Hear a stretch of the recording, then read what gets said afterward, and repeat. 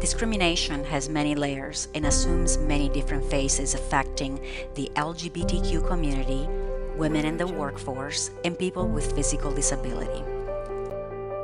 Why should we care about LGBTQ discrimination? We should care about their discrimination because 64% of gay and transgender Americans cite discrimination as a major problem in our country. Up to 43% of LGBTQ employees say that they've been experiencing discrimination in the workplace because of their sexual preference, even though 1/4 of them haven't made their sexual preference known.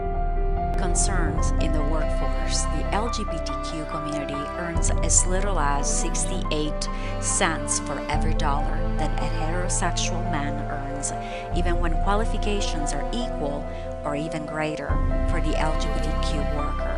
Up to 41% of the LGBTQ employees say that they've either been physically or verbally abused by their coworkers or had their workplace vandalized. 21%.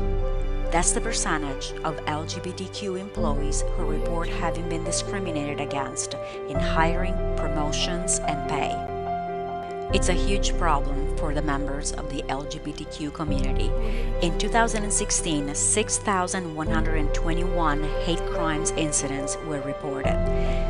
This was an increase of 5% from 2015.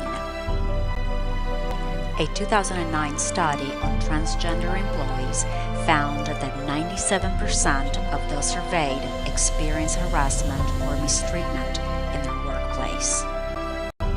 Bill 1143, Freedom for Discrimination in Credit Act of 2017.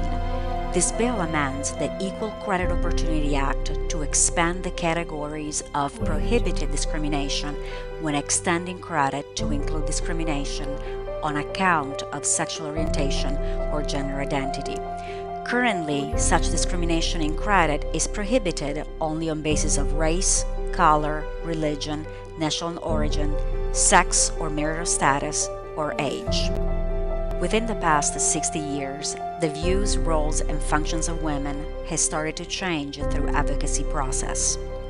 However, sexism is still an issue, which impacts 4 out of 10 working women. Is this 21st century equality? The issue of sexism, often compounded with age, affects millions of people every day in every sector and across cultures. Women continue earning about 25% less than men. About 15% of women report receiving less support at work from their senior leaders, and 22% of women report experiencing sexual harassment. It depresses the wages of working families who rely on the wages of all members of the family to make ends meet. Misogynists continue objectifying women and or view them as not their equal.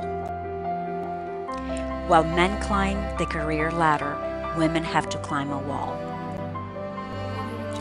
Disparity in pay, besides affecting the pay and status, also lead to mental and physical health consequences such as losses of self-esteem, eating disorders, sexual harassment, sexist violence, and much more. As long as this is the predominant view, women will not have the chance to fully believe in themselves and will not have the opportunity to eliminate gender discrimination. Reverse the status quo by creating groups and advocating to strengthening women's rights and addressing barriers to political participation. Bill 819, Paychecks Fairness, amends equal pay provisions of the Fair Labor Standards Act of 1938 to provide more effective remedies to victims of discrimination in the payment of wages of the basis of sex and for other purposes. Can you point out a disability? Can you point out someone's disability? You probably can't. The Americans with Disability Act was passed prohibiting discrimination against individuals with disabilities in all public areas. It also guaranteed their rights. They have the right to participate in activities and receive reasonable accommodations. The Americans with a Disability Act states their disabilities do not limit nor define them. Then there is those who need an extra helping hand with a desire to be self-sufficient. They too are protected by the Americans with Disability Act through community-based long-term services and support. However, their expectations have not been met.